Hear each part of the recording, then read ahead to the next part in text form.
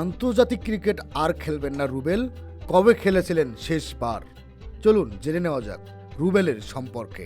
বাংলাদেশ ক্রিকেটে বিস্মৃত এক নামই হয়ে গিয়েছিল রুবেল হোসেন। আন্তর্জাতিক ক্রিকেট তো দূর, ঘরোয়া ক্রিকেটেও তাকে এখন খুব একটা দেখা যায় না। সাম্প্রতিক সময়ে মাঝে মধ্যে সতীর্থদের নিয়ে ফেসবুকে স্ট্যাটাস দিয়ে আলোচনায় এসেছেন এই পেসার।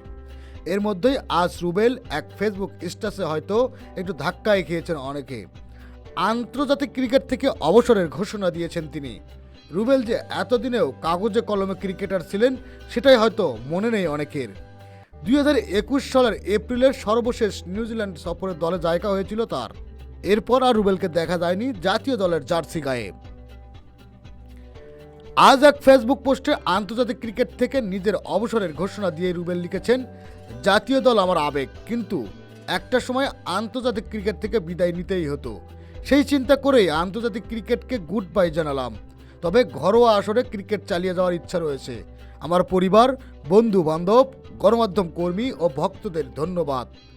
বাকি সময়টাতেও এভাবেই আমাকে আপনাদের পাশে রাখবেন, এটা আমার বিশ্বাস।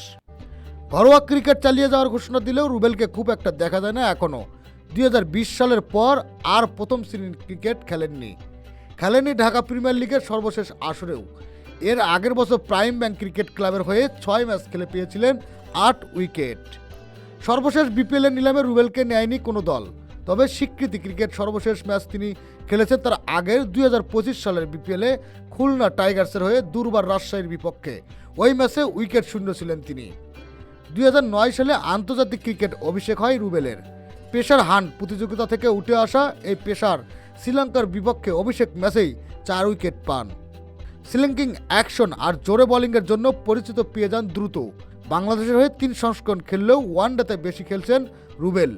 2010 সালে নিউজিল্যান্ডকে ধবল ধোলাই করার সিরিজে দুর্দান্ত বোলিং করেছেন। 3 বছর পর মিরপুর নিউজিল্যান্ডের বিপক্ষে করেছেন হ্যাটট্রিকও।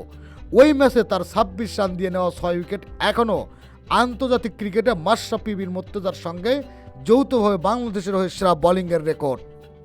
রুবেলের ক্যারিয়ারের সবচেয়ে স্মরণীয় ম্যাচ সম্ভবত 2015 সালে ইংল্যান্ডকে হারানোর ম্যাচই।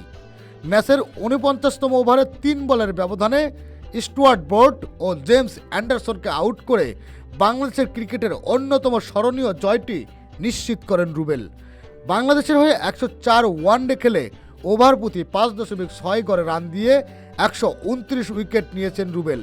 27 টেস্টে তার উইকেট ছিল 36টি, আর টি-20তে ওভার প্রতি 9.45 গড়ে রান দিয়ে 28 ম্যাচে রুবেল নিয়েছেন 28 উইকেট। বিভিন্ন খেলাধুলার আপডেট নিউজ পেতে চ্যানেলটি সাবস্ক্রাইব করে সঙ্গেই থাকবেন। ধন্যবাদ।